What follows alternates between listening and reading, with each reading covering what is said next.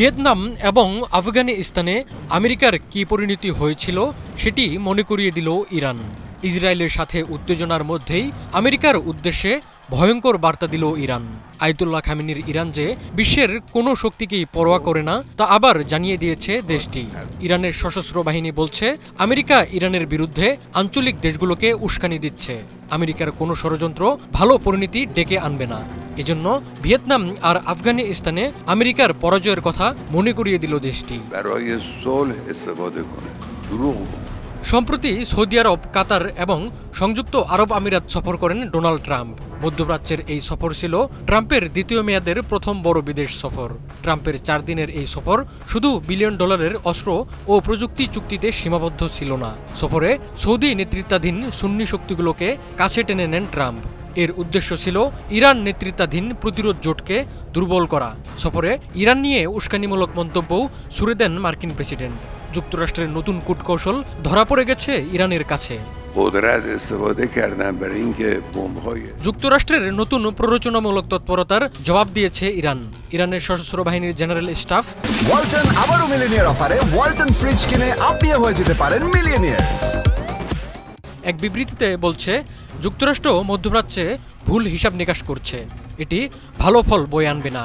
Saudi আরব সফরের সময় Trump ইরানকে পশ্চিম এশিয়ার সবচেয়ে ধ্বংসাত্মক দেশ বলে উল্লেখ করেছিলেন। ট্রাম্পের এই মন্তব্যের নিন্দা জানিয়েছে ইরান।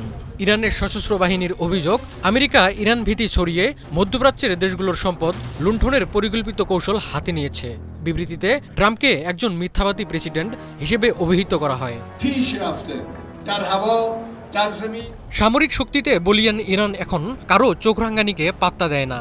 মধ্যপ্রাচ্যের তৎপরতা নিয়ে যুক্তরাষ্ট্রকে সতর্ক করে দিয়েছে ইরানের সশস্ত্র বাহিনী। বলেছে, যে কোনো ষড়যন্ত্র হবে ভিয়েতনাম ও আফগানিস্তানের মতোই যুক্তরাষ্ট্রের জন্য ধ্বংসাত্মক। সশস্ত্র বাহিনী জানিয়েছে, ইরান আঞ্চলিক শান্তির জন্য প্রতিশ্রুতিবদ্ধ এবং তার সামরিক নীতিমালা আত্মরক্ষামূলক। দেশের সার্বভৌমত্বে কোনো হুমকি এলে জবাবে শক্তিশালী ও দৃঢ় প্রতিক্রিয়া দেখানো হবে। ট্রাম্পকে ইরানের ইতিহাসের দিকে নজর দেওয়ার আহ্বান জানিয়েছে সশস্ত্র বাহিনী। 1979 সালের ইসলামিক বিপ্লব, 80-এর দশকে পশ্চিমা সমর্থিত ইরাকি বাহিনীর বিরুদ্ধে সাহসী প্রতিরোধ এবং সম্প্রতি ইসরায়েলের বিরুদ্ধে প্রতিশোধমূলক অভিযানের কথা মনে করিয়ে দিয়েছে সশস্ত্র বাহিনী।